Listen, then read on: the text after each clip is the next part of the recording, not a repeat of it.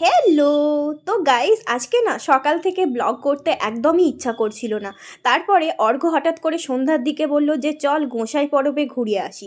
আমি ভাবলাম যে ব্লগ তো এখন করতেই হবে, তোমাদের সাথে তো শেয়ার করতেই হবে, নালে তোমরা তো মিস করে যাবে, আমিও মিস করে যাব তোমাদের সাথে শেয়ার করাটা। তো চলে গিয়েছিলাম গোঁসাই পরবে, টুকটাক ঘুরে দেখছিলাম, এত সুন্দর লাগছিল, আর তার সাথে চলছিল বাউল গান। বিভিন্ন দেশ থেকে বাউল শিল্পীরা এসেছিলেন আমাদের মুগ্ধ করার জন্য। আমি টুকিটাকি জিনিসপত্র কিনলাম।